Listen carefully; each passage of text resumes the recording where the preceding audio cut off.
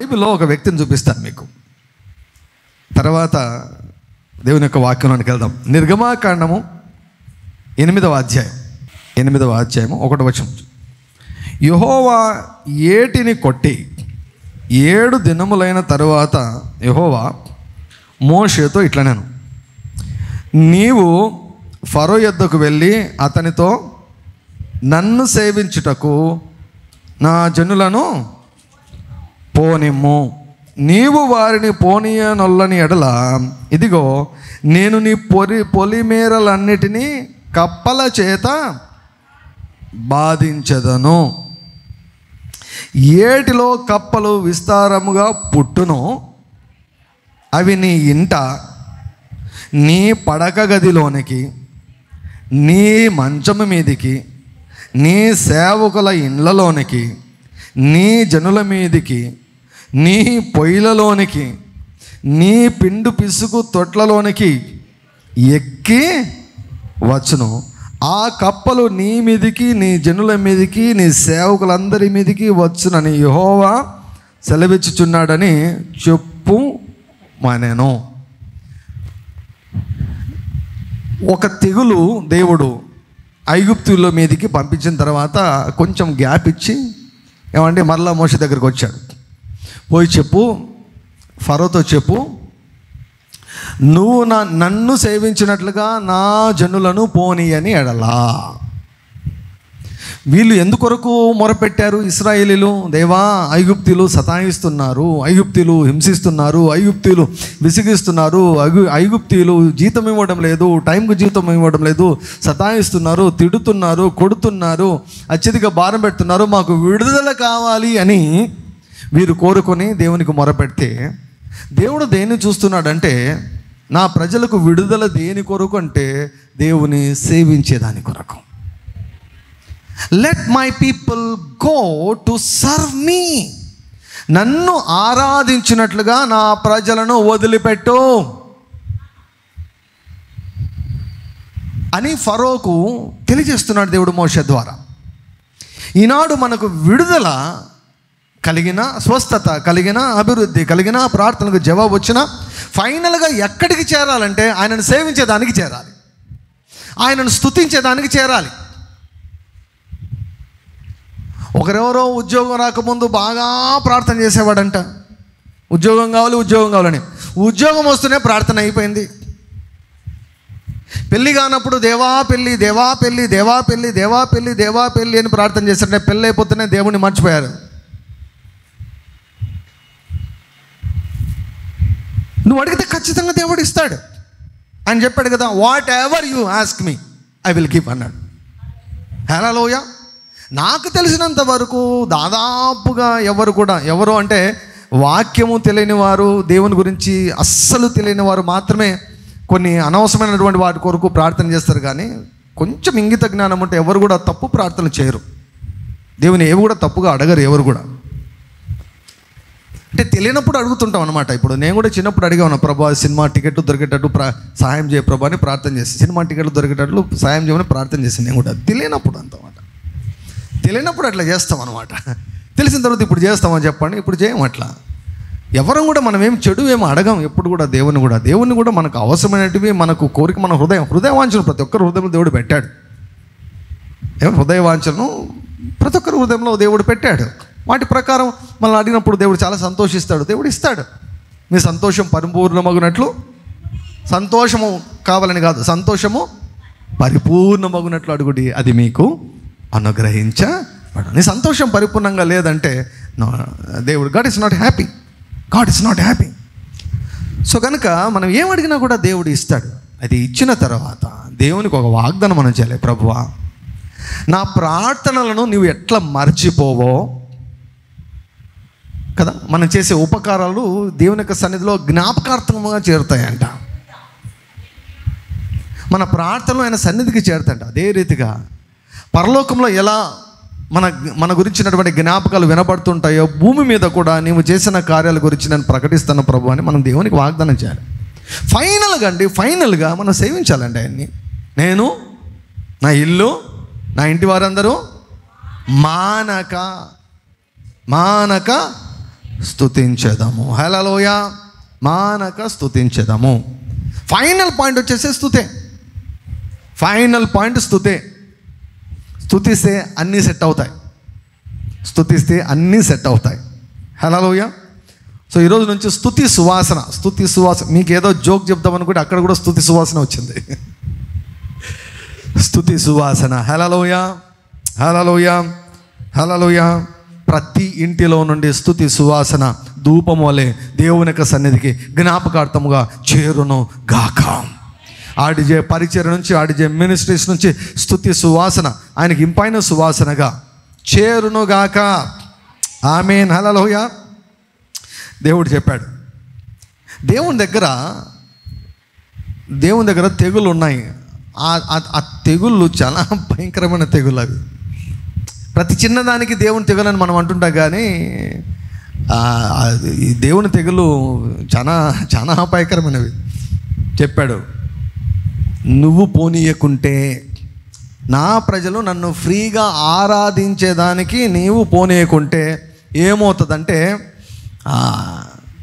కప్పలను పంపుతాను అన్నాడు దేవుడు. కప్పలను పంపిస్తాను. ఈ కప్పలంట ఎక్కడికెక్కడికి వస్తాయంట చూడండి.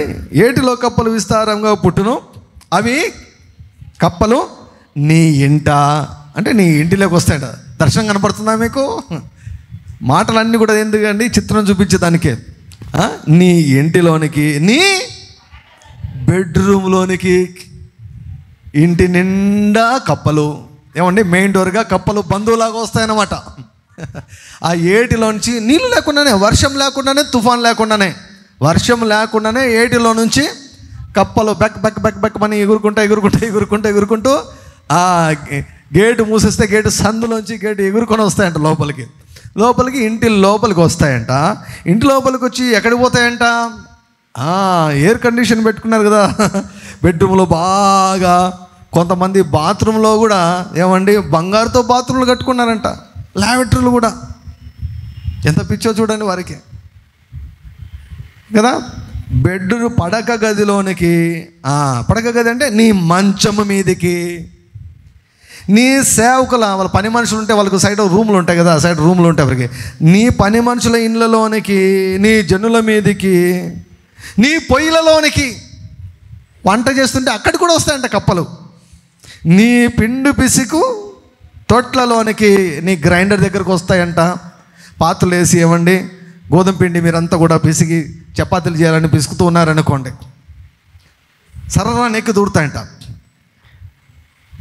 ఈ ఐగుప్తులు అయి సరిపోయింది. అదేగిన చైనా వాళ్ళు కానీ కొరియా వాళ్ళు కానీ అంటే పండగ చేసుకునేందరు వాళ్ళు.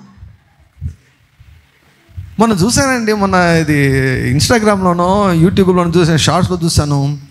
కప్పలు తింటున్నారండి వాళ్ళు. అబ్బబ్బబ్బబ్బబ్బా, మనం చికెన్ పకోడా ఎట్లా తింటామో,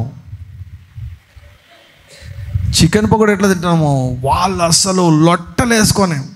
ఈసారి మీకు ఎల్ఈడీలో చూపిస్తా ఒకసారి ఎట్లా తింటున్నారు అసలు కప్పలు. సో ఎక్కడ చూసినా కప్పలు నీ మీదకి వస్తాయంటే, వాళ్ళ మీద కూడా కప్పలు, ఇంటి నిండా కప్పలు. ఇంట్లో కప్పలు, బెడ్రూమ్లో కప్పలు, వంట రూమ్లో కప్పలు, మొత్తం ఏమంటే కాంపౌండ్లో కప్పలు. ఏ భేదము లేదన్నమాట, ఏ భేదము లేదు. అందరూ పాపం చేసే వ్రాయబడిన ప్రకారం ఏ భేదం లేదు. దాసుడు యజమానుడు అందరి దగ్గరికి, అందరి ఇళ్ళకి మీదకి కప్పలు. ఐగుప్తు దేశమంతా ప్రతి రాష్ట్రంలో, ప్రతి ఊరిలో, ప్రతి గ్రామంలో, ప్రతి సిటీలో, ఫరో ఇంటికి మొదలుకొని,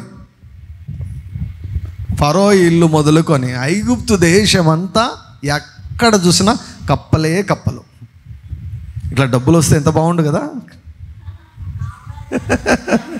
యేసుక్రీస్తు వారి నామములో మిరకలు మన పరిచర్లోనికి ఆ రీతిగా కుమ్మరించబడును గాక. హల్లెలూయా.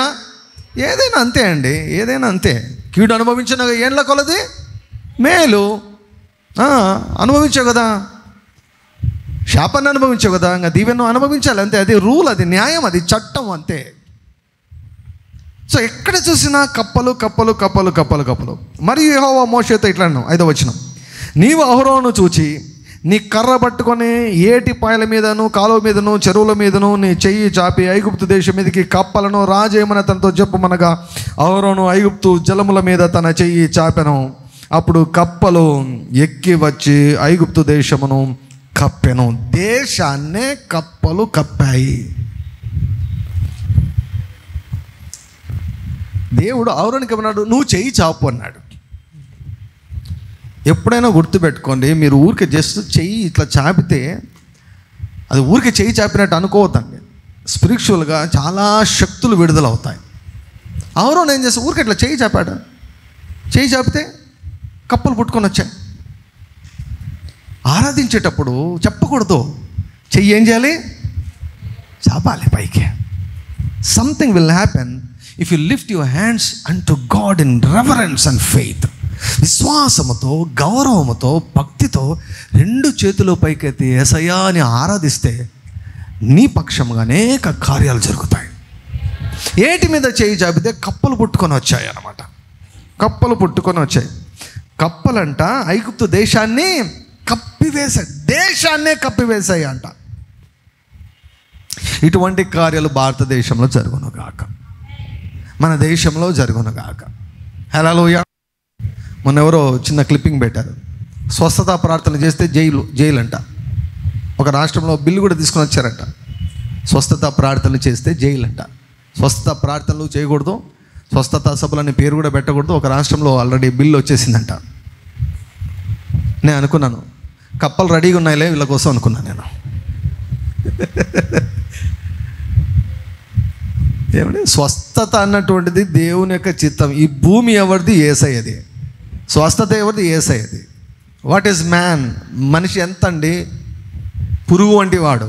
ఎంత మనిషి? ఎవరైతే ఏంటి? ఏ స్థానంలో ఉంటే ఏంటి? ఎవరైతే ఏంటి? ఎవరికి బలం? ఎవరికండి బలమైన వాడు? దేవుని ఎదుట ఎవరైనా నిలబడగలరా? చేతులు చాపితే చాలు. ఈరోజు సంఘం అంతా చేతులు చాపి పైకెత్తితే చాలు, కప్పలు పుట్టుకొని వస్తాయి. ఎక్కడికి పోయింది ఆ పవరు? ఎక్కడికి పోయింది? ప్రతి అధికారం మీద ఉన్నటువంటి అధికారము సంఘానిది.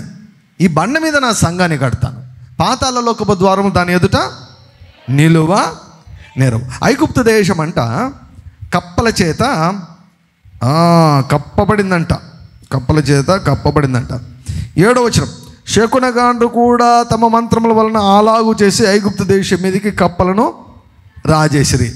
వీళ్ళు శకునగాండ్రను పెట్టుకున్నాడు ఫరో. దేనికి? వీళ్ళ పక్షంగా పనిచేసేదానికి. వీళ్ళు యాక్చువల్గా ఏం చేసి ఉండాలి? కప్పలు రాకుండా చేయాలనుకున్నారు వీళ్ళు. కప్పలు రాకుండా చేయాలనుకుంటే వాళ్ళ మంత్రానికి కప్పలు వచ్చేసాయి. ఇంకా ఎక్కువైపోయింది శ్రమ. అంతకు మునుపు అంతా వీళ్ళు మాకు కూడా పవర్ ఉంది అంటే వాళ్ళకు పవర్ ఉన్నప్పుడు ఏం చేసి ఉండాలి? మాకు కూడా పవర్ ఉంది అన్నప్పుడు ఏం చేసి ఉండాలి? కప్పలు రాకుండా ఆపిండాలి. కప్పలైనా చంపిండాలి. కప్పలైనా లేదు, కూరనే చేసుకొని తినండాలి, ఫ్రై అయినా చేసుకొని తినాలి. కప్ప 65 చిల్లి కప్ప. చికెన్లో రకరకాల వెరైటీలు ఉంటాయి కదా. వాళ్ళు కూడా కప్పలు రాజేశారంట. 8వ వచనం, అప్పుడు ఫరో మోషే అహరోనులను పిలిపించి నా యొద్ద నుండి, నా జనుల యొద్ద నుండి ఈ కప్పలను తొలగించమని యెహోవాను వేడుకొనడి. అప్పుడు యెహోవాకు బలి అర్పించుటకు ఈ ప్రజలను అగత్యముగా పోనిచ్చేదనను. మోషేను అహరోనును పిలిచాడు. ఇంకా ఆఖరికి పిలిచి బాబు నాయనా, మీ దేవునితో మీతో మేము పెట్టుకోము, దయచేసి మీరు కప్పలు రప్పించారు కదా, వాటి స్థానాలకు పంపించేసేయండి, మిమ్మల్ని పోనిస్తాను, మీ దేవునికి బలి అర్పించడానికి మిమ్మల్ని పోనిస్తాను అని చెప్పాడు. అందుకు మోషే, నన్ను గెలిచినట్టుగా నీవు అతిశయింపవచ్చును, ఈ కప్పల శేషము ఏటిలోనే ఉండనట్లును అవి నీ మీదను. అంటే ఫరో మీది కూడా ఎక్కాయి కనమాట కప్పలు. ఫరో మీది కూడా ఎక్కాయి కప్పలు. నీ మీదికి, నీ మీదను, నీ ఇళ్ళలోనూ ఉండకుండా చంపబడినట్లును నీ కొరకును, నీ సేవకుల కొరకును, నీ ప్రజల కొరకును నేను ఎప్పుడు వేడుకోవాలి అంటున్నాడు. సరే, ఓకే ఫరో, సరే నువ్వు చెప్పినట్టు నేను నా దేవునికి మొరపెడతాను. ఎప్పుడు ఈ కప్పలు వెళ్ళాలి, ఈ కప్పలను నేను ఒక మాట పలికేస్తా, ఈ కప్పలన్నీ చచ్చిపోతాయి. ఎప్పుడు ఈ కప్పల నుంచి నీకు విడుదల కావాలి అని అడుగుతున్నాడు ఒక మాటలో. ఎప్పుడు ఈ కప్పల నుంచి నీకు, నీ ఇంటి వారికి, నీ బాత్రూముకు, నీ బెడ్రూముకు, నీ కాంపౌండ్కు, నీ లివింగ్ రూమ్కు, నీ ఒంటి మీదకి, నీ శరీరానికి ఈ కప్పల నుంచి నీకు ఎప్పుడు విడుదల కావాలి అని అడగగా అతడు రేపే. మీరంటే మీరు ఒకవేళ అంటే మీ ఇంట్లోకి రావాలండి కప్పలు, మీరైతే ఏమంటారు కదా? అంటే మరి ఎందుకు ఫరో మరి ఎట్లా అనుకున్నాడో, ఏమనుకున్నాడో, మరి ఆ కప్పలు కావాలనుకున్నాడో, లేకపోతే ఇంకొక రోజు పెట్టుకుందాం అనుకున్నాడో, మరి ఏమండి బాత్రూంలో కప్పలు, బెడ్రూమ్లో కప్పలు, వంట రూమ్లో కప్పలు, గోధుమ పిండి వేసుకునే ఆ తొట్టిలో కప్పలు, రోట్లో కప్పలు, బట్టల మీద కప్పలు, ఎక్కడ చూసినా కప్పలు కప్పలు. ఎవరైనా ఏమని కోరుకుంటారని, ఇప్పుడే కావాలి పంపించేసే వీటిని అన్న అండాలి. కానీ ఏమంటాడు మనోడు, ఇంకా 24 గంటలు నేను ఓడ్చుకుంటాను రేపు. అందుకే చెప్పాను కదా, మనలో ఎవరు కూడా ఇలా ఉండకూడదు, ఇటువంటి క్యారెక్టర్ ఉండకూడదు. రేపు ప్రభా కాదు, నాకు ఈరోజే, ఇప్పుడే. హల్లెలూయా. దయ్యంగాడికి సంబంధించిన దానిని ఒక్క క్షణం కూడా మన జీవితాల్లో టాలరేట్ చేయకూడదు. కొదువను టాలరేట్ చేయకూడదు, రోగాన్ని టాలరేట్ చేయకూడదు, ఏ రకమైనటువంటి నిరాశను, కృంగుదలను, శోధనలను, ఏ బంధకాలను ఒక్క క్షణము కూడా టాలరేట్ చేయకూడదు. హల్లెలూయా. రేపే అన్నాడు, రేపే అన్నాడు. అందుకతడు మా దేవుడైన యెహోవా వంటి వారెవరునూ లేరు అని నీవు తెలుసుకున్నట్లు నీ మాట చొప్పున కదా, నువ్వు రేపు అన్నావు కదా, కాబట్టి నీ మాట చొప్పున జరుగుతుంది. అందుకే ప్రియులారా, కొంచెం మాట్లాడడం చాలా జాగ్రత్త. మీరు అతి విశ్వాసంలోకి వెళ్ళిపోయి, ఏమండి అతి దీనత్వంలో, అతి విశ్వాసం కాదులేండి, ఇది అతి దీనత్వంలోకి వెళ్ళిపోయి నీ ఇష్టం ప్రభువా, నువ్వు ఎప్పుడైతే ఎప్పుడు ఇవ్వు ప్రభు అన్నావు అనుకో, దానికి అసలు జవాబు ఉండదు. నీ మాట చొప్పున నీకు కలుగును కాక. రేపు అని ఎప్పుడు అనొద్దండి, రేపు అనొద్దండి, ఇప్పుడే. ఇప్పుడే. ఈరోజు రేపు అంటారు, మళ్ళీ రేపు, మళ్ళీ రేపు మన మనసు ఎట్లా ట్యూన్ అయిపోతుంది తెలుసా? రేపు ఏమంటామంటే ఇప్పుడే అనదు మనసు, ఏముంటుంది మళ్ళీ రేపు రేపు రేపు రేపు రేపు రేపు. చిన్నప్పుడు మేము ఒకటి ఉండేదన్నమాట, పల్లెటూళ్ళలో ఏ దయ్యం కనపడింది, ఎవరు కనపడిందో ఏమో తెలియదు అనమాట. ఒక స్త్రీ వేషంలో ఒక దయ్యం వచ్చేదంట, వచ్చి తలుపు తట్టేదంట. అది ఎవరో మొదలు పెడితే అదంతా దావనంలో వ్యాపించింది. కాబట్టి ఆ దయ్యం ఇంట్లోకి రాకూడదంటే ఆ గోడ మీద, ఇంటి మీద రాయాలంటే ఏమని, ఓ స్త్రీ రేపు రా. అప్పుడంట ఆ దయ్యం అంట ఇంటి దగ్గరకు వస్తుందంట. ఆ దయ్యముకు తెలుగు చదవడం వచ్చంట, చూస్తుందంట, ఓ స్త్రీ రేపురా అన్నారు కాబట్టి రేపు వచ్చాలే, రేపు వచ్చా, లేకపోతే బెచ్చారు వస్తా అన్నట్లు రేపు వచ్చాలే అని చెప్పేసి వెళ్ళిపోతుందంట. మళ్ళీ రేపు వస్తుందంట, వచ్చేసి మళ్ళీ రేపు అంటారు. అంటే దయ్యాలు అంత తెలివిలేని అనుకుంటున్నారేమో చాలామంది.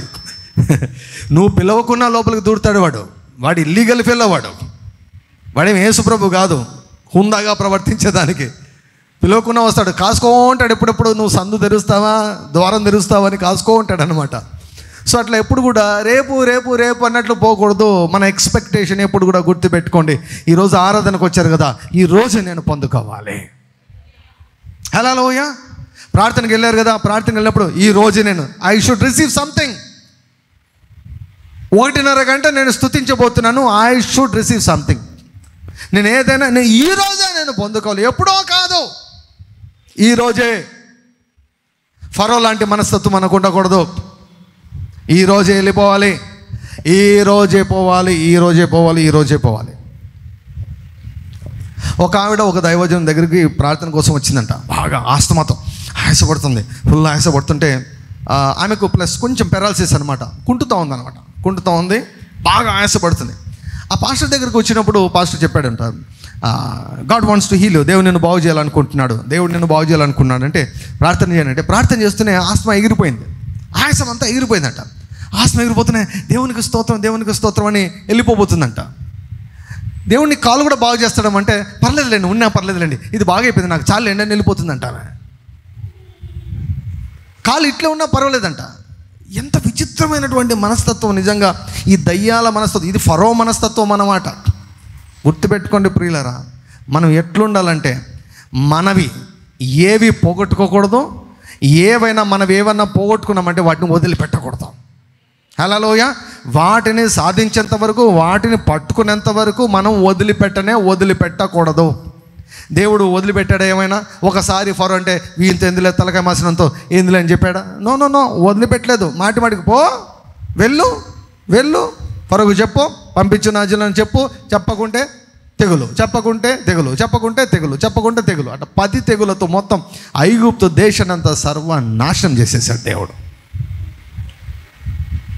ఏళ్ల తరబడి వారి యొక్క దుష్టత్వానికి, దుర్మార్గానికి దేవుడు తీర్పు తీర్చాడు. God judged Egypt. ఐగుప్తును మాత్రమే కాదు, ఐగుప్తు దేవతలకు కూడా దేవుడు తీర్పు తీర్చాడు. అక్కడ మానవత్వం అన్నటువంటిది లేదండి. ఫరో ఏమైపోయాడంటే, నిజంగా చెప్పాలంటే ఒక దయ్యం అయిపోయాడు. హృదయం కఠినమైపోయింది. ఇప్పుడు మానవ స్వభావం అనుకోండి, ఒక అద్భుతం చూస్తే వెంటనే అవును కదా అని ఆశ్చర్యపోయి వెంటనే లొంగుతారు, దిస్ ఇస్ గాడ్ అంటారు. కానీ కళ్ళ ఎదుట కప్పలు అన్నీ కనిపిస్తున్నా వీళ్ళు ప్రార్థన చేసిన వెంటనే ఆ కప్పలన్నీ చచ్చిపోయాయంట. అసలు భయంకరంగా కంపు కొట్టిందంట, మొత్తం దేశమంతా కంపు కొట్టిందంట. అప్పుడైనా బుద్ధి వచ్చిందంటే బుద్ధి రాలే అప్పటికి. అందుకే దేవుడు అంటాడు, దేవుని యొక్క దృష్టిలో వాళ్ళందరూ కూడా హార్టెడ్ ఫెలోస్ అయిపోయారు. హృదయం అంతా కఠినమైపోయింది. కన్నుల ఎదుట అన్ని కార్యాలు కనిపిస్తున్నా కూడా వారు దేవునికి ఏమాత్రం భయపడలేదు కనుక దేవుడు వారందరికీ తీర్పు తీర్చేదానికి నిర్ణయించుకొని ఏమండి నిర్మూలన చేశాడు. వాక్యంలో రాబడింది కదా, మారు మనసు పొంద దానికి నేను సమయం ఇచ్చాను కానీ అది మారు మనసు పొంద నొల్లదు. God gives chance to every person. ప్రతి ఒక్కరికి దేవుడు అవకాశం ఇస్తాడు. ఆ సమయంలో వారు మార్చుకోకపోతే ఏమవుతుందో తెలుసా? హృదయాన్ని కఠినం చేసుకుంటే వాక్యంలో రాయబడింది, హృదయాన్ని కఠినం చేసుకునే వాడు కీడులో పడును అని రాయబడింది. కీడులో పడిపోతారు. So never harden your hearts. At the same time దేవుని యొక్క సన్నిధికి ఎప్పుడు వచ్చినా కూడా ఈరోజు నేను పొందుకొనబోతున్నాను, ఈ గడియలోనే నేను పొందుకొనబోతున్నాను, రేపు కాదు. No postponement. There is a spirit of postponement. వాయిదా వేసే దయ్యం ఒకటి ఉంది. ఆ దయ్యాన్ని యేసు నామములో నేను బంధించి వేస్తా ఉన్నాను. హల్లెలూయా. ఎంత విచిత్రం చూడండి. ఫరో కప్పలు పెట్టుకుంటాడంట, బెడ్రూమ్లో పెట్టుకుంటాడంట, ఇంట్లో పెట్టుకుంటాడంట. ఇప్పుడే వదిలే ఇంకో 24 రోజులు. అంటే ఐగుప్తీయులు ఇశ్రాయేలు ఎంతగా బంధించారంటే, ఎంత నాశనం కలిగినా కూడా నేను వదిలిపెట్టను వారిని, ఎంత నాశనమైనా కూడా వదిలిపెట్టను అన్నటువంటి కఠినత్వంలోనికి వారు వెళ్ళారు. సో మనం ఎప్పుడు కూడా ఆశీర్వాదాల గురించి మనము వాయిదా వేయకూడదు. పరిశుద్ధాత్మ దేవుడు ఏదైనా చెబుతున్నాడు, కార్యం చెబుతున్నాడు అంటే వెంటనే ఇప్పుడే ఈరోజే, ఈ టైంలోనే, ఈ గడియలోనే, ఇప్పుడే నేను పొందుకుంటున్నాను. Hallelujah. Never ever postpone anything. మీరు ప్రేయర్లోకి వెళ్ళినా కూడా ఎప్పుడు కూడా ఎక్స్పెక్టేషన్తో వెళ్ళండి. ఈరోజు I'm going to receive something. దేవుడి నుంచి మనకు వాక్యం వచ్చింది కదా, దేవుడి నుంచి వాక్ వచ్చింది ఏంటో తెలుసా? స్తుతిస్తున్నటువంటి ప్రతి ఒక్కరు కూడా వారు ఒక సాక్ష్యాన్ని కనబోతున్నారు. You are going to give birth to a testimony. ఒక సాక్ష్యాన్ని నీవు కనబోతున్నావు. 1000 స్తుతులు చేసే వాళ్ళందరూ కూడా చెప్పండి, నేను ఓ గొప్ప సాక్ష్యాన్ని కనబోతున్నాను. హల్లెలూయా. Soon you are going to give birth to a wonderful, powerful testimony. లోకానికంతా మేము చూపించేదానికి రెడీగా ఉన్నాం. ప్రపంచానికంతా మీ సాక్ష్యాన్ని చూపించేదానికి మేము రెడీగా ఉన్నాం. లోకమంతటా దేవుని యొక్క గొప్పతనము, దేవుని యొక్క మంచితనాన్ని చూపించేదానికి we're ready with all the technology. Hallelujah. Technology అంతటితో మేము రెడీగా ఉన్నాం. ఇక సాక్ష్యాలు రావడమే ఆలస్యం. మీరు వాయిదాలు వేయకుండా ఈరోజే నాకు అద్భుతం కావాలి అని చెప్పండి. యేసయ్య ఇప్పుడే కావాలి నాకు అద్భుతం, ఇప్పుడే నాకు కావాలి సాక్ష్యం. Every Sunday there should be testimonies. ప్రతి ఆదివారము కూడా సాక్ష్యాలు ఉండాలని, ప్రతిరోజు నీ జీవితంలో సాక్ష్యాలు జరగాలి. హల్లెలూయా. ఆదివారము వచ్చే ప్రతి ఒక్కరు కూడా ఒట్టి చేతులతో రాకూడదు, ఖాళీ జీవితంతో రాకూడదు, సాక్ష్యాలతో రావాలి, సాక్ష్యాలతో రావాలి. హల్లెలూయా. వచ్చే ఆదివారానికంతా సాక్ష్యాలతో రావాలి. హల్లెలూయా. వచ్చే ఆదివారానికంతా సాక్ష్యాలతో రావాలి, సాక్ష్యాలతో రావాలి, సాక్ష్యాలతో రావాలి. So you should have this kind of violent faith. మొండి విశ్వాసం అన్నటువంటిది, పట్టుదల అనేటువంటిది మనకు ఉండాలి. హల్లెలూయా. గొప్ప గొప్ప సాక్ష్యాలను సృష్టిస్తున్నటువంటి పరిశుద్ధాత్మనికి వందనాలు చెబుతాం అందరం కూడా. హల్లెలూయా, హల్లెలూయా. రండి, ఆదికాండము 8వ అధ్యాయము 20-21 వచనాలు. అప్పుడు నోవాహు యెహోవాకు బలిపీఠము కట్టి పవిత్ర పశువులన్నిటిలోనూ పవిత్ర పక్షులన్నిటిలోనూ కొన్ని తీసుకొని ఆ పీఠము మీద దహన బలి అర్పించెను. అప్పుడు యెహోవా ఇంపైన సువాసన ఆఘ్రానించి ఇక మీదట నరులను బట్టి భూమిని మరలా శపించెను. ఎందుకనగా నరుల హృదయ ఆలోచన వారి బాల్యం నుండి చెడ్డది. నేను ఇప్పుడు చేసిన ప్రకారంగా ఇకను సమస్త జీవులను సంహరింపను. భూమి నిలిచి ఉన్నంత వరకు వెదకాలమును కోతకాలమును శీతోష్ణములను వేసవి శీతాకాలమును రాత్రింబగలను ఉండక మానవని తన హృదయములో అనుకొనెను. దేవునికి కోపం వచ్చిన తర్వాత దేవుడు భూమి మీద ఉన్నటువంటి ప్రాణులన్నిటికీ కూడా తీర్పు తీర్చిన తర్వాత, జలప్రలయం వచ్చిన తర్వాత, అయిపోయిన తర్వాత నోవాహు ఏం చేశాడంటే ఒక బలిపీఠము కట్టాడు. ఒక బలిపీఠము కట్టాడు. పాత నిబంధనలో బలిపీఠం అన్నటువంటిది ఒక ప్లేస్, ఒక స్థలము. క్రొత్త నిబంధనలో కూడా బలిపీఠం అన్నటువంటిది ఒక స్థలం. మనమే ఒక బలిపీఠం అయిపోయాం, మనమే ఒక మందిరం అయిపోయాం. కానీ మనము కూడా మన జీవితాల్లో ఓ బలిపీఠాన్ని మనము కట్టుకోవడము చాలా ప్రాముఖ్యం. దేవుడు మంచి ఇండ్లను ఇవ్వబోతున్నాడు దేవుడు. హల్లెలూయా. నేను ప్రవచిస్తున్నా, మంచి ఇండ్లను దేవుడు ఇవ్వబోతున్నాడు. I'm not talking about the government giving you houses. ప్రభుత్వం వారు నీకు ఇచ్చే ఇళ్ళ గురించి నేను మాట్లాడడం లేదు. నీవు కట్టుకోబోయే ఇల్లు, లేకపోతే ఆల్రెడీ కట్టబడినటువంటి ఇల్లు, నీకు కావలసినటువంటి ఇంటిని వేరే వాళ్ళు కడుతున్నారు. నీకు కావలసిన ఇంటిని వేరే వారు కడుతున్నారు. నీకు కావలసినటువంటి బంగ్లాను వేరే వాళ్ళు కడుతున్నారు. హల్లెలూయా. మంచి ఇండ్లు, మామూలు ఇండ్లు కాదు, మంచి ఇండ్లు, మంచి ఇండ్లు రాబోతున్నాయి. హల్లెలూయా.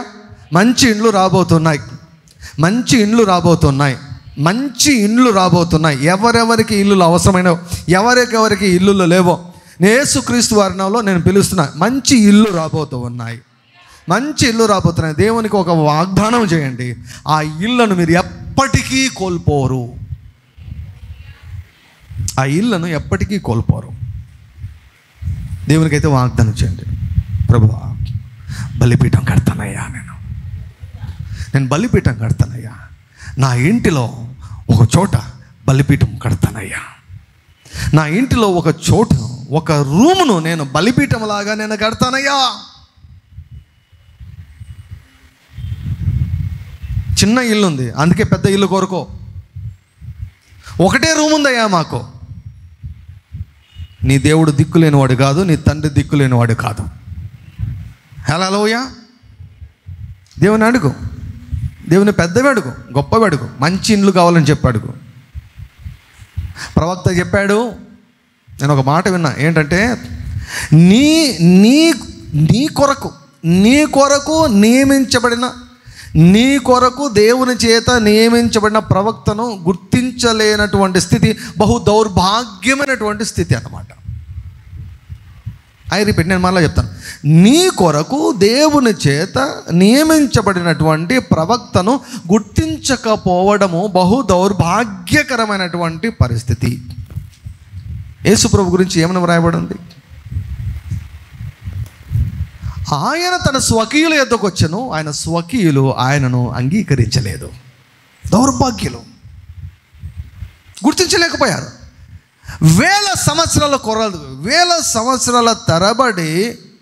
ఏ మెస్సయ కొరకు వారు ఎదురు చూచారో ఆ మెస్సయ వచ్చి వాళ్ళ కళ్ళకు కనిపించినప్పుడు ఆయనను అంగీకరించలేదు. ఏమిటంటే వారికి నచ్చినట్టు లేడంట ఆయన. నీకు నచ్చినట్లు నీ ప్రవక్త ఉండాల్సిన అవసరం లేదు. దేవుడు నియమించాడా లేదా దాన్ని చూడాలి. దేవుని చేత నీ కొరకు నియమించబడిన ప్రవక్తను, ఇంకా క్రొత్త నిబంధనలు చెప్పాలంటే నీ కొరకు నియమించబడిన కాపరిని నువ్వు గుర్తించకుండా ఉంటే అది బహు దౌర్భాగ్యకరమైనటువంటి పరిస్థితి. అది ఒక అనాథకరమైనటువంటి పరిస్థితి. సో నువ్వు చెప్పు, మా ప్రవక్త చెబుతున్నాడు, దేవా నీవు నా మీద నియమించిన ప్రవక్త చెప్తున్నాడు, మంచి ఇండ్లు వస్తాయంటున్నాడు, నేను నమ్ముతున్నా. హల్లెలూయా. మంచి ఇండ్లు కట్టించుకొని అంటే వెంటనే లెక్కచారం మిగులుతుంది. నా జీతం ఎంత, కట్టింగ్లు ఎంత పోతాయి, ఎంత మిగులుతుంది, ఎంత రెంట్కి పోతాయి, ఎంత అప్పులు పోతాయి, ఎంత ఈఎంఐలు. ఈ లెక్కచారాలు చేయకూడదు మనము. ఈ లెక్కచారాలు మనము చేయకూడదు. ఒకసారి జెస్సీ డూప్లాంటిస్ గారు కార్లో పోతున్నారట. కార్లో వెనక కూర్చొని వెళ్తుంటే అలా ఏరోప్లేన్ అలా వెళ్ళిందట.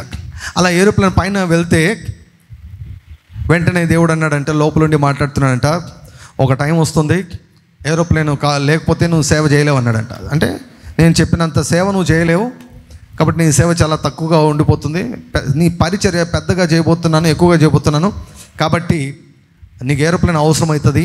కాబట్టి ఒక మంచి ఏరోప్లేన్ కొరకు ఇప్పటి నుంచే నమ్మడం మొదలుపెట్టు అని చెప్పాడంట. అంటే వెంటనే లెక్కచారాలు వేసుకున్నాడంట. ఏరోప్లేన్ ఎంత అవుతుంది, నాకు ఎంత కానుక వస్తుంది, దాన్ని మెయింటైన్ ఏరోప్లేన్ కొనడం ఒక ఎత్తు అయితే ఏమంటే దాన్ని మెయింటైన్ చేయడం చాలా కష్టం అండి. ఇప్పుడు కారు ఒకటి కొంటే సరిపోదు, దానికి ఏమంటే డీజిల్ పెట్రోల్ వేసే ఇది స్తోమత కూడా ఉండాలి కదా మనకు. నీకు డ్రైవింగ్ వస్తే పర్లేదు, డ్రైవింగ్ రాకపోతే డ్రైవర్ని పెట్టుకొని ఆయనకు నెలకు జీతం ఇచ్చే స్తోమత ఉండాలి కదా. అలా ఏరోప్లేన్ మెయింటైన్ చేయడం అంటే చాలా కష్టం. ఇలా లెక్కచారాలు వేస్తుంటే దేవుడు అన్నాడంట, నేను నిన్ను లెక్కచారాలు ఏమని చెప్పలేదు, నమ్మమని చెప్పాను అన్నాడు. నమ్మడము లెక్కచారాల కంటే చాలా విలువైనది. మంచి ఇండ్లు వస్తాయి నేను చెప్పినప్పుడు మీరు ఏం చేయాలి, నమ్మడం మొదలుపెట్టండి. మంచి ఇంటి కొరకు నమ్మడం మొదలుపెట్టండి. ఎందుకో మంచి ఇల్లు బలిపీఠము కలిగి ఉండేదానికి. హల్లెలూయా. నాకు కూడా ఒక ఇల్లు ఉందని లోకానికి చెప్పుకునేదానికి కాదు నేను చెప్పేది. బలిపీఠం ఉండాలి నీ ఇంటిలో. దినకర్ అంకుల్ గారు అప్పుడు వారి ఇల్లు చాలా చిన్నదంట. వాళ్ళ ఇల్లు చాలా చిన్నది, ప్రార్థన చేసేదానికి ప్లేస్ కూడా లేదంట. వంట రూమ్లోకి వెళ్తే అక్కడంతా కట్టెల పొయ్యి కదా అప్పట్లో ఉండేది. అప్పట్లో గ్యాసులు పొయ్యిలు కూడా చాలా తక్కువ. కట్టెల పొయ్యిలు కట్టెలన్నీ ఏమైనా ఒక సైడ్ ఉంటే, ఓ సైడ్ కట్టెల పొయ్యి ఉంటే అక్కడ మూలను కూర్చొని ప్రార్థన చేసేవాట. అదే అంట ఆయన బలిపీఠం. కొంతమంది అంటారు నాకు మంచి ఇల్లు వచ్చినప్పుడు అప్పుడు బాగా ప్రార్థన చేస్తానంటారు. ఇప్పుడు చేయలేదనుకో, అప్పుడు కూడా చేయవు నువ్వు. కాబట్టి నీ ఇంటిలో ఒక స్థలాన్ని ఒక బలిపీఠముగా నీవు నిర్ణయించుకో. యేసుక్రీస్తు ప్రభు వేకువనే లేచి, పెందల కడనే లేచి, ఇంకా చాలా చీకటిగా ఉండగానే ఎక్కడికి వెళ్ళేవాడు? ఎక్కడ ఆయన బలిపీఠం ఎక్కడుందో తెలుసా? అరణ్యంలో కట్టుకున్నాడు ఆయన బలిపీఠము యేసు ప్రభు అరణ్యంలో కట్టుకున్నాడు. ఈరోజు నేను అడుగుతున్నా, వేర్ ఈజ్ యువర్ ఆల్టర్? ఎక్కడంటే అక్కడంటే లేదు, కరెక్ట్ పెట్టుకో, నువ్వు నిర్ణయించుకో, నువ్వు డిసైడ్ చేసుకో. Where is your altar? నీ బలిపీఠం ఎక్కడా? ఇప్పుడు దేవుడు మనిషికి చాలా స్వేచ్ఛనిచ్చాడు. ఏమన్నాడు ఆదాముతో? అన్ని జంతువులు నీ దగ్గర పంపిస్తాను, నువ్వే పేరు పెట్టు అన్నాడు కదా. నువ్వే పేరు పెట్టు, నేను ముద్ర వేస్తా అంటున్నాడు దేవుడు. నేను ముద్ర వేస్తా, నువ్వు పేరు పెట్టు.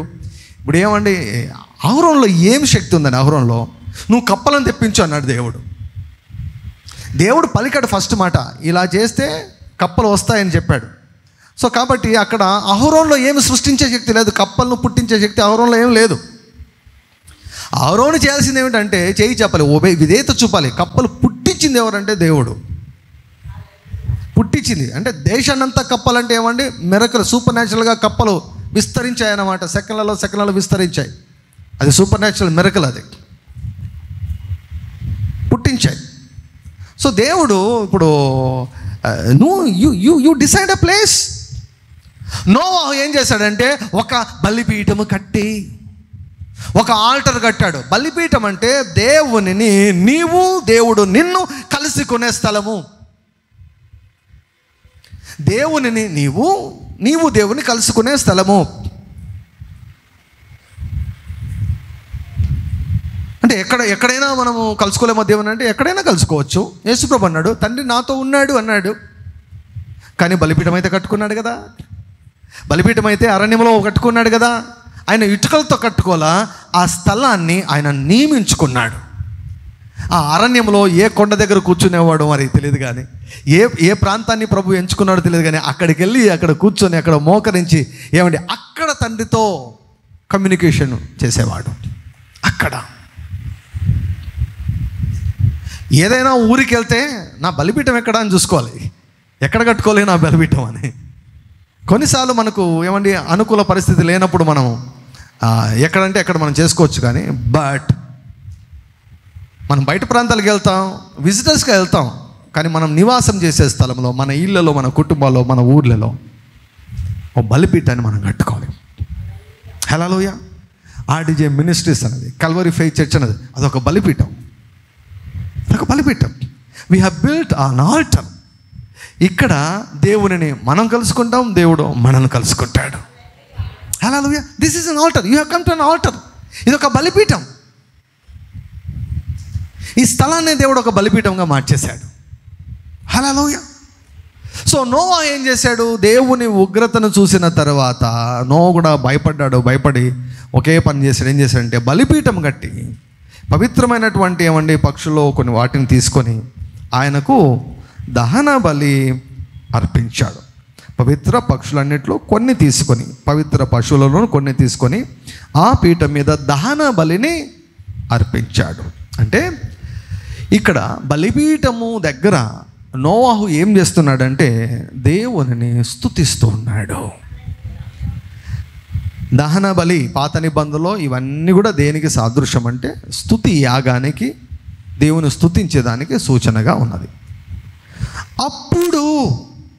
అప్పుడు యెహోవా ఇంపైన సువాసనను ఆగ్రానించి, హల్లెలూయా, ఎప్పుడైతే బలిపీఠము కట్టి ఆ బలిపీఠము దగ్గర దహన బలులు ఎప్పుడైతే అర్పించాడో ఆ యొక్క పొగ అంట దేవుని యొక్క నాసికారంధ్రాలకు ఇంపైన సువాసనగా ఆయన అనుభవించాడు. హల్లెలూయా.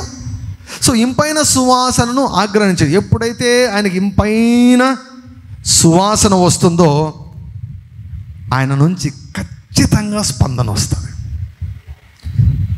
Immediately there will be a response from God when you touch the heart of God through your praise. So ఈ మాట ద్వారా స్తుతి సువాసన అన్న అంశాన్ని నేను ప్రారంభిస్తున్నాను. స్తుతి సువాసన.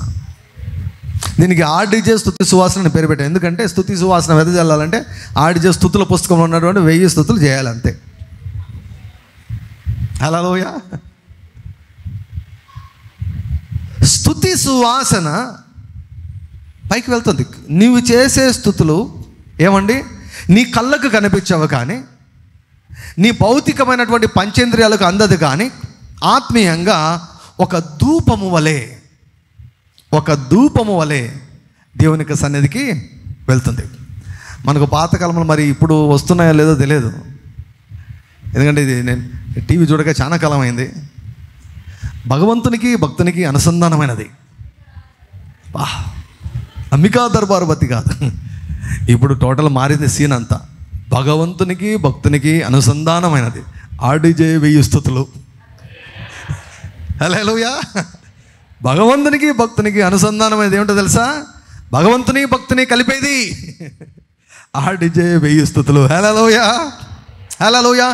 When you offer praise unto God, your praise will rise up like incense into the very presence of God. దేవుని యొక్క సన్నిధికి సువాసనలాగా వెళ్తుంది. దేవుడు ఇంపైన సువాసనను ఆయన ఆగ్రహించి వెంటనే ఏం చేస్తాడు? స్పందిస్తాడు. హల్లెలూయా. మీ ఇంట్లో మంచి బిర్యానీ చేశారనుకోండి, మంచి బిర్యానీ చేశారని వాసన వచ్చింది అనుకోండి, వెంటనే తినబుద్ధి అవుతుందా కాదా? కదా.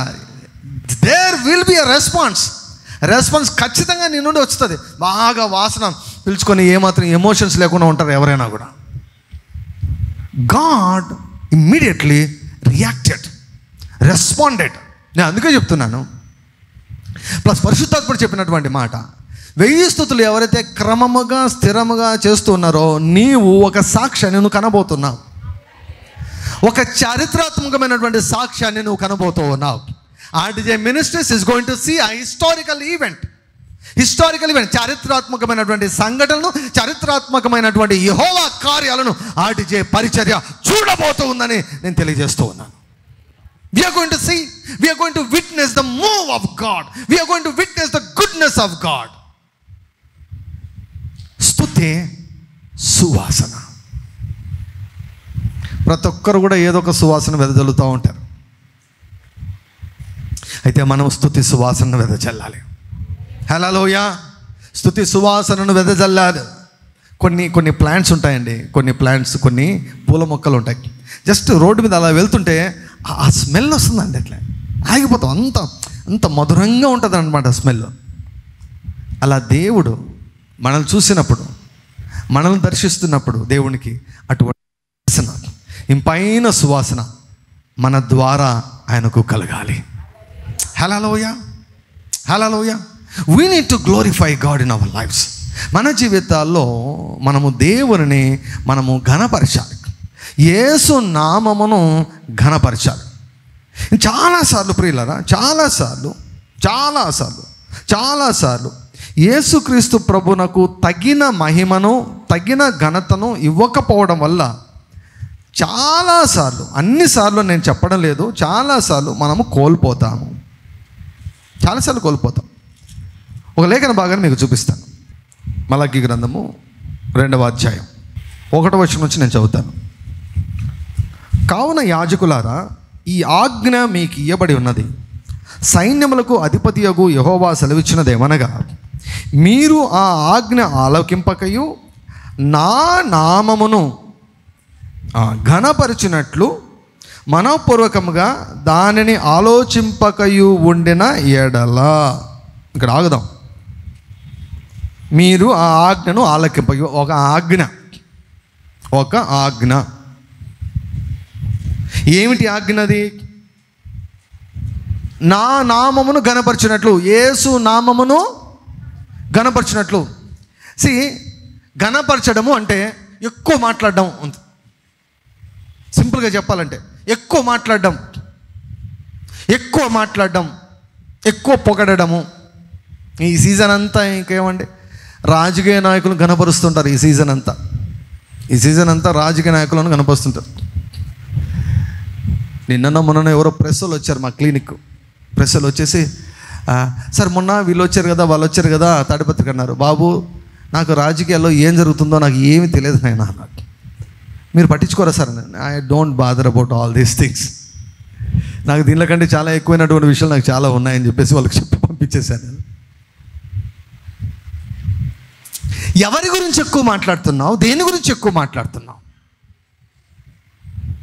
ఎవరి గురించి ఎక్కువ మాట్లాడుతున్నావు? దేని గురించి ఎక్కువ మాట్లాడుతున్నావు? దానిని నీవు మహిమపరుస్తున్నావు, వారిని నీవు ఘనపరుస్తున్నావు. దేవుడు ఒక ఆజ్ఞను ఈరోజు మనకు జ్ఞాపకం చేస్తున్నాడు. God is reminding us of a commandment. What is the commandment? What is that ఆజ్ఞ? ఆజ్ఞ ఏమిటంటే నా నామమును ఘనపరచాలి అని మనపూర్వకంగా మీరు ఆలోచించడం లేదు. మనపూర్వకంగా ఆలోచించడం లేదు. నా నామమును ఘనపరిచినట్లు మనపూర్వకంగా దానిని ఆలోచింపకి ఉండిన ఎడల, ఉండకపోతే ఏమి జరుగుతుంది అంటే, పాత నిబంధనలో కొన్ని వాక్యాలు తర్జుమాలో మనకు కొంచెం తిరగాసులాగా అనిపిస్తాయి. కానీ అసలు ఇక్కడ భాష ఎలా ఉంటుందంటే, దేవుడు ఒక భయంకరమైనటువంటి ఒక రౌడీలాగా మాట్లాడుతున్నట్లు ఉంటుంది అనమాట. ఇక్కడ భాష నేను చేస్తాను ఇది అనే దానికంటే అవి మన జీవితంలో జరుగుతాయి అనేది ముఖ్యం. ఇక్కడ దాన్ని మనం అర్థం చేసుకోవాలి. We will be connected to all these negative things. ఎప్పుడైతే అండి మన జీవితాల్లో యేసు నామమును మనము ఘనపరచమో, ఎటువంటి ఎటువంటి కార్యాలు జరుగుతాయి, ఎటువంటి సంఘటనలు జరుగుతాయి అంటే ఇక్కడ చూడండి, నేను నీ మీదికి శాపము తెప్పించి. శాపం కనబడుతుందా నీ జీవితంలో, నీ జీవితంలో కానీ, నీ పిల్లల జీవితంలో కానీ, నీ యొక్క వ్యాపారంలో కానీ, నీ యొక్క ఉద్యోగంలో కానీ, నీ సంబంధాల్లో కానీ, నీ ఆత్మీయ జీవితంలో కానీ శాపం కనిపిస్తూ ఉందా? శాపం కనిపిస్తుంది. దానికి ఒక ముఖ్యమైనటువంటి కారణం ఏంటంటే, ఒక ఆత్మవిమర్శ చేసుకోవాల్సింది ఏంటంటే, I glorifying the name of Jesus. నన్ను పుట్టించిన, నాకు ఊపిరినిచ్చిన, ఈ రోజు వరకు నాకు ఆయుష్ను పొడిగించిన నా యేసు నామాన్ని నేను ఘనపరుస్తున్నానా లేదా? మనఃపూర్వకంగా ఘనపరుస్తున్నానా లేదా? 50 స్తుతులు, 10 స్తుతులు, 100 స్తుతులు, అమ్మయ్యా 1000 స్తుతులు ఎట్లా చేస్తారో ఏమోబ్బా, ఎట్లా చేస్తారో ఏమో 1000 స్తుతులు భలే చేస్తారబ్బా మీరు 1000 స్తుతులు. వారం నుంచి చేస్తున్నారు, రోజు 10 రోజుల నుంచి చేస్తున్నారు రోజు. ఇదే మాట 3 నెలల తర్వాత కూడా మనం అనబోతున్నాం, 6 నెలల తర్వాత కూడా అనబోతున్నాం. హల్లెలూయా, హల్లెలూయా. ఒక స్తుతి విప్లవాన్ని పరిశుద్ధాత్ముడు ఆరంభించాడు. హల్లెలూయా. సో కనుక మీ మీదికి శాపము తెప్పించి మీకు కలిగిన ఆశీర్వాద ఫలమును శపింతును. అంటే ఉన్న ఆశీర్వాదం ఏమవుతుందంట? శాపం అయిపోతుందంట. అంటే ఒక మంచి ఇల్లు కట్టుకున్నాం అనుకోండి, మంచి ఇల్లు కట్టుకున్నాం, ఆ యొక్క ఇంటిని, లేకపోతే ఆ ఇంటిని బట్టి కానీ, ఆ ఇంటిలో కానీ యేసయ్య నామాన్ని ఘనపరచకుండా ఉంటే ఏమవుతుందో తెలుసా? ఆ ఇల్లు పోతుంది. అదనమాట. అంటే నేను అంటాను, స్తుతి ఉప్పులాగా పనిచేస్తుంది. హల్లెలూయా. స్తుతి దేనిలాగా పనిచేస్తుంది? ఉప్పులాగా పనిచేస్తుంది. ఉప్పు యొక్క ఒక పని ఏమిటంటే రుచిని ఇవ్వడము, మరొక పని ఏమిటంటే చెడిపోకుండా ఉండడం. ఊరగాయలో ఉప్పు ఎందుకు వస్తుంది తెలుసా? ఊరగాయ ఫార్ములాలన్నీ తెలుసు నాకు. మొన్న రీసెంట్గా టొమాటో పికిల్ చేశాను, అది హైలైట్ అయిపోయింది. మీకు ఇచ్చేదాన్ని కూడా లేదేమి, మళ్ళీ చేస్తానులేండి. టొమాటో పికిల్ కూడా చేశాను. మొన్న రీసెంట్గా రాజుగారి చికెన్ పలావ్ చేశాను. రాజుగారి చికెన్ పలావ్. మనం ఎంతైనా రాజులం కదండి, రాజులైన యాజక సమూహం కదా. రాజుగారి ఏమంటే చికెన్ పలావ్ అంటే ఎట్లుంటుందో చేసామన్నమాట. మా సర్వేని అవ్వ చూసి, భలే చేసినావయ్యా, భలే కలిపినావయ్యా, వీఆర్ కింగ్స్. ఆశీర్వాదం అంట శాపం అవుతుందంట. ఆశీర్వాద ఫలమును శపింతును. ఆ ఆశీర్వాదాన్ని పోకుండా కాపాడగలిగేది స్తుతి. ఊరగాయ చెడిపోకుండా ఆపేది ఉప్పు. ఆశీర్వాదాలు చెడిపోకుండా లేకపోతే పోగొట్టుకొనకుండా ఆశీర్వాదాలను నిలిపేది స్తుతి ఉప్పు. హల్లెలూయా చెప్పరే. అబ్బా, ఈ సంగతి తెలిసింటే ఆ ఆశీర్వాదం పోకుండా ఉండేది కాదు, ఈ ఆశీర్వాదం పోకుండా ఉండేది కాదు. దాన్ని పోగొట్టుకున్నా, నేను దీన్ని పోగొట్టుకున్నా, అవి పోగొట్టుకున్నా, ఇవి పోగొట్టుకున్నా. అయ్యో, యెహోవా నామమునకు తగినంత మహిమను ఇవ్వకపోవడం వల్లనే కదా అని ఈరోజు నీ మనసు వెలిగించబడితే, ఈరోజు మొదలుపెట్టు, పోయినవన్నీ పరిగెత్తుకొని వస్తాయి. మునపటి కంటే అధికమైనటువంటి మేలును దేవుడు నీకు దయచేస్తాడు. హల్లెలూయా. ఎవరైనా గుర్తుపెట్టుకోండి, నేను ఈ యొక్క మాట చెప్తున్నాను. ఎవరైనా మీ శక్తికి మించినటువంటి సమస్యలతో మీరు ఎవరైనా పోరాడుతున్నారా? Any person who is here, ఇక్కడ ఉన్నా కూడా, లైవ్ ద్వారా వీక్షిస్తున్నా, తర్వాత వీక్షిస్తున్నా కూడా, మీ శక్తికి మించినటువంటి సమస్యలతో మీరు పోరాడుతున్నారా? అయితే గుర్తుపెట్టుకోండి, మీరు పరిపూర్ణమైనటువంటి దేవుని యొక్క చిత్తంలో ఉన్నారు. హల్లెలూయా. మీ శక్తికి మించినటువంటి పోరాటాలు, శక్తికి మించినటువంటి రోగాలు, శక్తికి మించినటువంటి అప్పులు, శక్తికి మించినటువంటి సమస్యలు, చిక్కుముళ్ళు ఇరుక్కొని పోయి ఉన్నారా? అయితే మీకు ఒక good news, you are in the perfect plan of God. దేవుని యొక్క పరిపూర్ణమైనటువంటి చిత్తంలో ఉన్నావు. ఎందుకో తెలుసా? దేవుడు ఎప్పుడు కూడా నీతో సమమైనటువంటి ఏమనే సమస్యలతో నీకు పోరాటాన్ని ఇవ్వడు. నీకంటే తక్కువ స్థాయిలో ఉన్నటువంటి సమస్యలతో పోరాటాన్ని ఇవ్వడు. కానీ నీకంటే గొప్పదైన, నీకంటే బలమైన సమస్యతోనే పోరాటాన్ని దేవుడు అనుమతిస్తాడు. ఎందుకంటే ఆ సమస్యను నువ్వు జయించినప్పుడు యేసయ్యకు అత్యధిక మహిమ కలుగుతుంది. ఆ సమస్యను నువ్వు జయించలేవని లోకానికి కూడా తెలుసు. అది కేవలం దేవుని ద్వారా మాత్రమే జరిగిందని లోకానికి కూడా అర్థమవుతుంది. కనుక నీకంటే బలమైనటువంటి సమస్యతోనే నువ్వు తలపడుతున్నావు. ఈరోజు నీ యొక్క పోరాటము నీకంటే మిక్కిలి బలమైనటువంటి సమస్యతో పోరాటం ఉందా? అయితే రిజాయిస్, నీకు దేవుడు విజయాన్ని ఇవ్వబోతున్నాడు. దేవుడు నీకు సాక్ష్యాన్ని సృష్టించబోతూ ఉన్నాడు. హల్లెలూయా. ద్వితీయోపదేశకాండం 9వ అధ్యాయంలో అంటాడు ఆయన, ఏమంటాడు తెలుసా? ఇశ్రాయేలుతో మాట్లాడుతూ, మోషే ద్వారా మాట్లాడుతుంటాడు, నీకంటే బలమైనటువంటి జనముతో నువ్వు పోరాడబోతున్నావు. అయితే నువ్వు వాళ్ళని చూసి భయపడద్దు, ఆ జనాన్ని చూసి భయపడద్దు. వీళ్ళేమో 6 అడుగులు ఉన్నారండి, ఇశ్రాయేలీలేమో 5.5 6, మహా అంటే ఇంకా 6.5. కొంచెం బాగా టాలుగానే ఉంటారు. యూదులు బాగా పొడుగునే ఉంటారు. ఆ అనాకీలనే ఉన్నారంట కనానులో. అనాకీలు వాళ్ళంతా 9 అడుగులు, ఏమన్నా 8 అడుగులు, 7 అడుగులు, 8 అడుగులు, 9 అడుగులు, 10 అడుగులు అట్లా ఉన్నారంట అనాకీలు. అంటే ఇంకా ఇట్లుంటుంది అన్నమాట. వీళ్ళ ఇశ్రాయేలుని చూస్తే ఇట్లుంటుంది. దేవుడు ఏం చెప్పాడంటే, వాళ్ళని పోయి కొట్టండి అన్నాడు దేవుడు. వాళ్ళ మీదకి వెళ్ళండి అన్నాడు. కాబట్టి వీళ్ళు వెళ్ళి ఏం చేశారు? వామ్మో, వారి దృష్టికి వాళ్ళని చూస్తే మేము మిడతలము.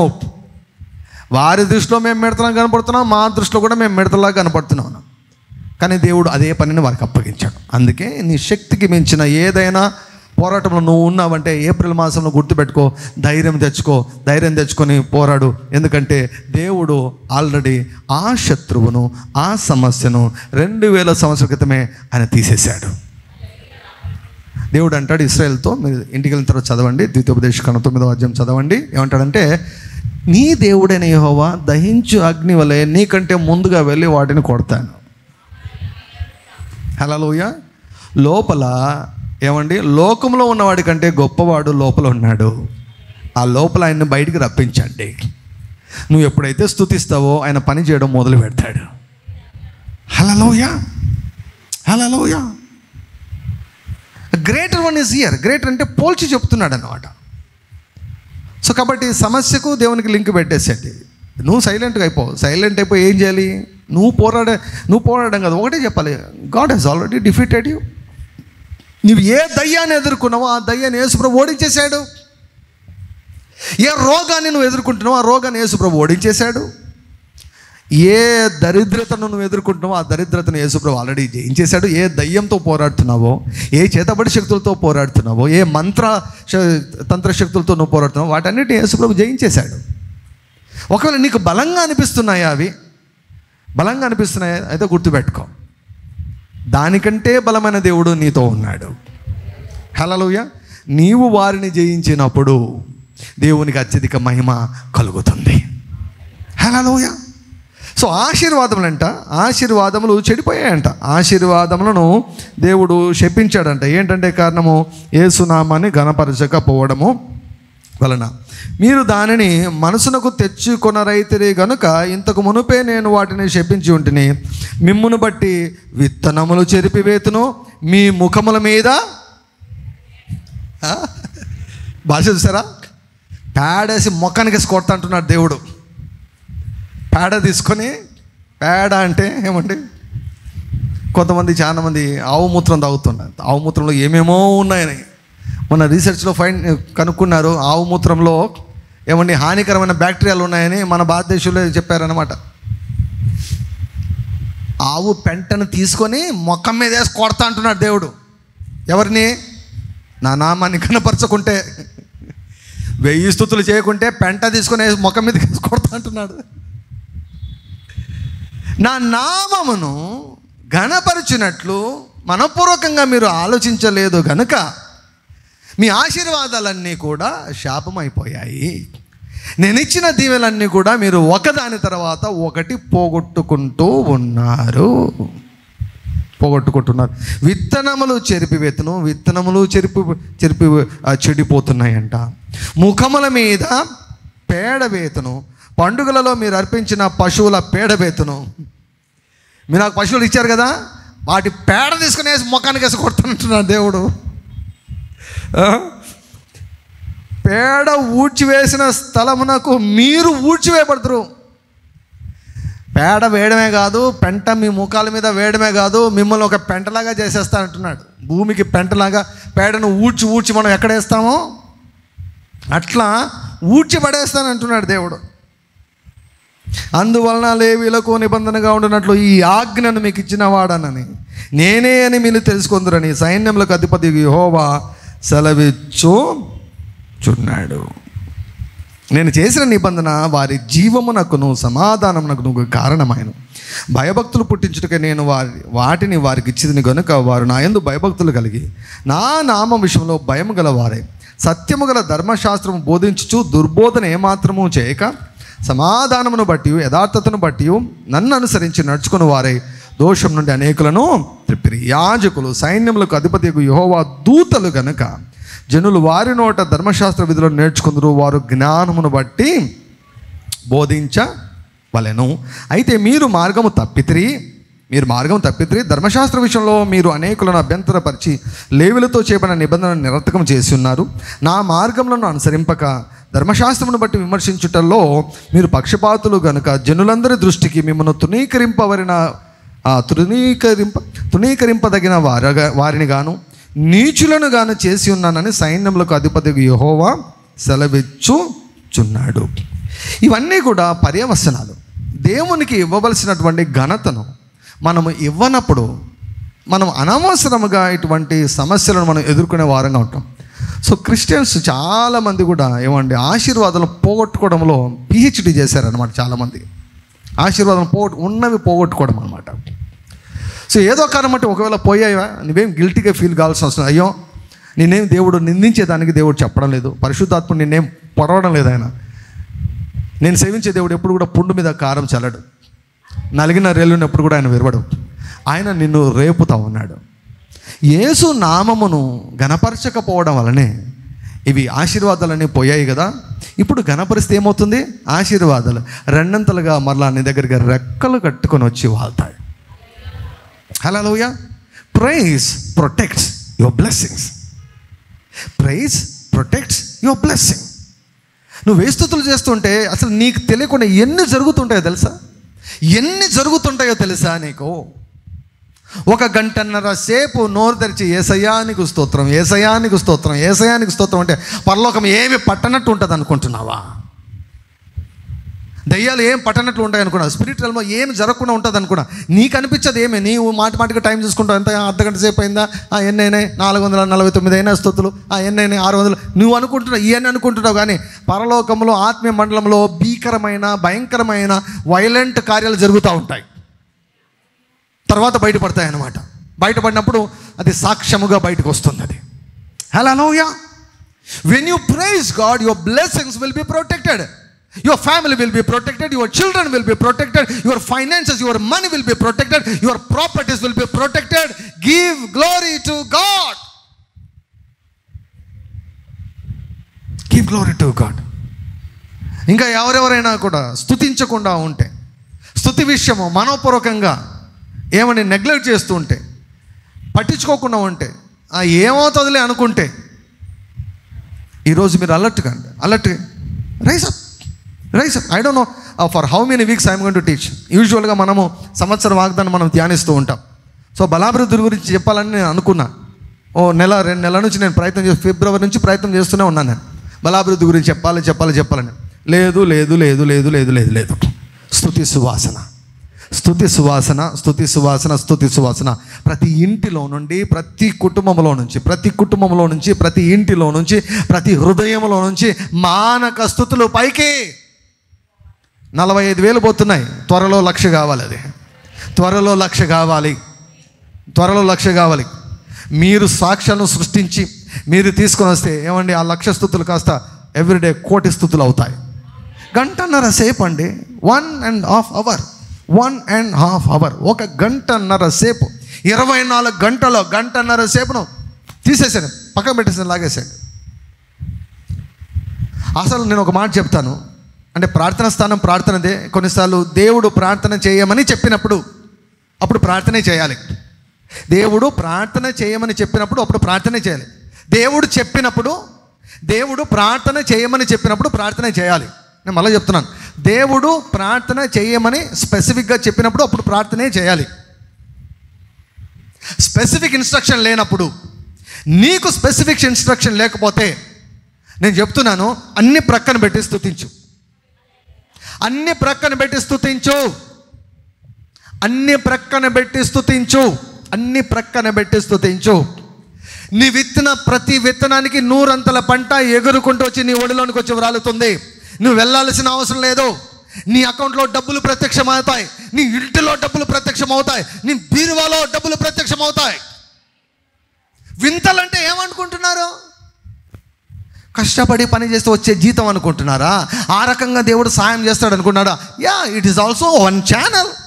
దేవునికి సాయం చేసేదానికి అది కూడా ఒక ఛానల్. అదే ఛానల్ కాదు, వింతలు జరిగిస్తాడు. వింతలంటే ఏంటి? నీవు ఎరుగనటువంటి వ్యక్తి నీ దగ్గరికి డబ్బులు తీసుకొని వచ్చి ఇచ్చేస్తాడు. నీవు ఇంటిలోకి వెళ్ళే లోపల నీ ఇంట్లో డబ్బుల కట్టలు కనిపిస్తాయి. దాన్ని ఏమంటాం? వింత అంటాం. దాన్ని సాధారణ మనం వింత అంటాం అన్నమాట. సడన్గా నీ గడ్డలు మాయమైపోతాయి. సడన్గా నీ బ్లడ్ రిపోర్ట్స్ అన్ని నార్మల్ అయిపోతాయి. సడన్గా అకస్మాత్తుగా నీ బాడీలో ఉన్నటువంటి, శరీరంలో ఉన్నటువంటి రోగ లక్షణాలని వెళ్ళిపోతాయి. సడన్గా నీ గర్భం తెరవబడుతుంది. సడన్గా నీ కొరకై ద్వారాలు తెరవబడతాయి. సడన్గా నీ కొరకై అవకాశాలు సృష్టించబడతాయి. హల్లెలూయా. నేను చెప్తున్నాను, you are going to create testimonies. నాకు వచ్చిన మాట ఇది. We are going to create testimonies. Everyone who is offering praises unto God, you are going to create testimonies. You are going to give birth to a powerful testimony that will shake your whole family and your whole people. యెహోవా కార్యాన్ని నువ్వు కనబోతున్నావు. యెహోవా కార్యాన్ని నువ్వు సాక్ష్యంగా నువ్వు ప్రకటించబోతున్నావు. స్తుతి చేస్తూ ఉంటే ఏమీ జరగకుండా ఉండడం అన్నటువంటిది అసాధ్యము. ప్రైజ్. అన్ని ప్రక్కన పెట్టి కూర్చోండి. కన్ఫెషన్, స్తుతిలోనే కన్ఫెషన్ ఉంది. స్తుతిలో అన్నీ ఉన్నాయి. అన్ని స్థుతిలో ఉన్నాయి. అందుకే చెప్తున్నాను, దేవుడిని ఖచ్చితంగా నువ్వు ఇది ప్రేయర్ చేయి అని చెబితే తప్ప నువ్వు పక్కన పెట్టేసే. నేను మళ్ళీ చెప్పేంత వరకు ఎందుకు? నా పరిధిలో ఉన్నటువంటి వారికి నేను చెప్తున్నటువంటి మాట, నా పరిధిలో ఉన్నటువంటి వారికి, ఎవరెవరు దేవుడు నాకు ఎవరెవరిని ఇచ్చాడో వారికి దేవుడు నా ద్వారా ఇస్తున్నటువంటి ఇన్స్ట్రక్షన్ ఏంటంటే, స్తుతికి స్విచ్ ఆన్ చేయండి, మిగిలినవన్నీ ప్రక్కన పెట్టేసండి. You begin to start praising God. 500 ఇక కష్టం సార్. 500 అంటే 250. 3 పూట్ల ఆహారం ఒక పూట తినగలవా? కొంతమంది తింటారులేండి. ఆ అభిషేకం కొంతమందికి మాత్రమే ఉంటుంది. 3 పూట్లు అయితే బాగా తినచ్చు. 3 పూట్ల ఒకటేసారి 3 పూట్ల తినాలంటే తక్కువ తింటాం కదా. సో కాబట్టి ఒకవేళ కొంతమంది అలా ఫీల్ అవుతూ ఉంటే 250 చేయండి. మనస్ఫూర్తిగా చేయండి. అహరోను చేతులు ఎత్తితే కప్పలు వచ్చాయి, మీరు చేతులు ఎత్తితే డబ్బులు మీ దగ్గరికి వస్తాయి, ఆశీర్వాదాలు మీ దగ్గరికి వస్తాయి. హల్లెలూయా. ఆ ఆశీర్వాదం మీ కాంపౌండ్లోనికి, మీ ఇంటిలోనికి, మీ లివింగ్ రూమ్లోనికి, మీ బెడ్రూమ్లోనికి, హల్లెలూయా, మీ యొక్క వంట ఇంటిలోనికి ఆశీర్వాదాలు వస్తాయి. శాపాలే వచ్చినప్పుడు ఆశీర్వాదాలు కూడా అలాగే వస్తాయి. హల్లెలూయా. దేవుడు ఇస్తున్నటువంటి మాట, you begin to praise God. దేవా, ప్రజలు నిన్ను స్తుతించుదురుగాక, ప్రజలందరూ నిన్ను స్తుతించుదురుగాక, అప్పుడు భూమి తన ఫలమునిచ్చును. అప్పుడు ఆశీర్వాదాలు నీ దగ్గరికి వచ్చి పరిగెత్తుతాయి. ఏ ఆశీర్వాదాలను దేవుడు సిలువ దగ్గర నీ కొరకు సిద్ధపరిచాడో ఆ ఆశీర్వాదాలను వచ్చి నిన్ను పట్టుకుంటాయి, నీ మీదికి వస్తాయి, నీ మీదికి ఎక్కుతాయి, నీ జోబులోనికి దూరుతాయి, నీ ఒంటిలోనికి దూరుతుంది, నీ రక్తంలోనికి దూరుతాయి. అయ్యా హల్లెలూయా, నీ యొక్క పిల్లల్లోనికి దూరుతుంది ఆశీర్వాదం. యెహోవా ఆశీర్వాదం ఐశ్వర్యం ఇస్తుంది. కప్పల నాడు ఐగుప్తు దేశాన్ని ఎట్లా కప్పాయో ఆశీర్వాదాలు ఈరోజు మనల్ని అలా కప్పాలి. కప్పలు ఆ ఐగుప్తు దేశాన్ని కప్పడం అన్నటువంటిది అది ఒక శాపము. ఈరోజు ఆశీర్వాదాల చేత మనం కప్పబడడం అన్నటువంటిది ఆశీర్వాదము. హల్లెలూయా. మనము శపించబడినటువంటి జనాంగం కాదు, మనము దీవించబడినటువంటి జనాంగము. మన దీవెనకు ఆధారము మన భక్తి కాదు, మన నీతి కాదు, మన యథార్థత కాదు, యేసయ్య సిలువ కార్యము. ఆ సిలువ కార్యాన్ని గుర్తించి మనకి ఇంకా ఆయన ఊపిరినిచ్చాడు కనుక ఆయన ఇచ్చిన ఊపిరిని బట్టి, ఆయన చేసిన కార్యాలను బట్టి, ఆయన చేస్తున్న కార్యాలను బట్టి, ఆయన చేయబోయే కార్యాలను బట్టి యేసు నామమును మనపూర్వకంగా మనం ఘనపరిచినప్పుడు ఉన్న ఆశీర్వాదాలు ఉంటాయి, లేని ఆశీర్వాదాలు పరిగెత్తుకొని వస్తాయి, కోల్పోయినవన్నీ రెండంతలుగా మరలా వచ్చి నీ ఒడిలోనికి వచ్చి వ్రాలుతాయి. Hallelujah. Never ever neglect praise life. We need to have a lifestyle of praise. ఎల్లప్పుడూ మన పెదవుల మీద యేసయ్యానికి స్తోత్రం, యేసయ్యానికి స్తోత్రం, యేసయ్యానికి స్తోత్రం. Thank you Jesus, thank you Jesus, thank you Jesus, thank you Jesus, thank you Jesus. మూగదయ్యానికి అవకాశం ఇవ్వద్దు. చాలాసార్లు స్తుతి ఆరాధన చేసి మౌనంగా ఉండిపోతారు. ఏమన్నాడు తెలుసా కీర్తనకాడు? ఎవరు మౌనంగా ఉండేది? చచ్చిపోయిన శవాలాగా ఉండకూడదు. తీర్మానం చేసుకోండి. నెక్స్ట్ టైం వచ్చినప్పుడు, నెక్స్ట్ టైం ఆదివారం జీవంతో వస్తా నేను. హల్లెలూయా. జీవంతో వస్తా. ఎట్లా రావాలంట దేవుని మందిరానికి? ఎట్లా రావాలండి? ఆనందంతో. Enter in to his gates with thanks. కృతజ్ఞత చెల్లిస్తుంటే ఏమంటా? Thank you Jesus, thank you Jesus అనుకుంటూ రావాలి చర్చిలకి. చర్చిలోకి ఎలా రావాలి? ఎవరు వచ్చారు ఎవరు రాలేరు అట్లా కాదు రావాల్సింది. చర్చిలోకి ఎవరు రావాలి? Thank you Jesus, thank you Jesus, thank you Jesus, thank you Jesus, thank you Jesus, thank you Jesus. Praise is the cheapest way to enter into the presence of God. దేవుని యొక్క సన్నిధిలోనికి డైరెక్ట్గా ప్రవేశించేదానికి అతి చౌకైనటువంటి మార్గం ఏమిటంటే స్తుతించడం. హల్లెలూయా. Already స్తుతించేవారు బాగా చేయండి, బాగా చేయండి. స్తుతించన్నటువంటి వారు మొదలు పెట్టండి, లేకపోతే పోతాయి ఆశీర్వాదాలు. ఉన్న ఆశీర్వాదాలు, ఆయన ఇచ్చిన ఆశీర్వాదాలు పోతాయి. మనం పోగొట్టుకోకూడదు. వీటిని ఏం చేయాలి? మనము విస్తరించుకోవాలి. హల్లెలూయా, హల్లెలూయా. నీ జీవితం నుంచి చెప్పండి, ప్రభువా నేను సువాసనను వెదజల్లాలయ్యా, నీకు సువాసనను వెదజల్లుతానయ్యా. నా ఇంటిలో నుంచి నీకు సువాసన వస్తుంది, నా కుటుంబంలో నుంచి నీకు సువాసన వస్తుంది. నేను, నా ఇల్లు, నా ఇంటి వారందరూ మానక నిన్ను స్తుతిస్తామయ్యా. హల్లెలూయా. ఇది మొదలుకొని, ఈరోజు మొదలుకొని అపరిమితముగా స్తుతి యాగము ప్రతి గృహములో, ప్రతి వ్యక్తి జీవితంలో నుండి దేవునికి సముఖమునకు యేసుక్రీస్తు వారి నామములో చేరునుగాక. మనపూర్వకంగా యేసయ్య నామం అత్యధికంగా మన జీవితాల ద్వారా, మన పెదవుల ద్వారా మహిమపరచబడును గాక.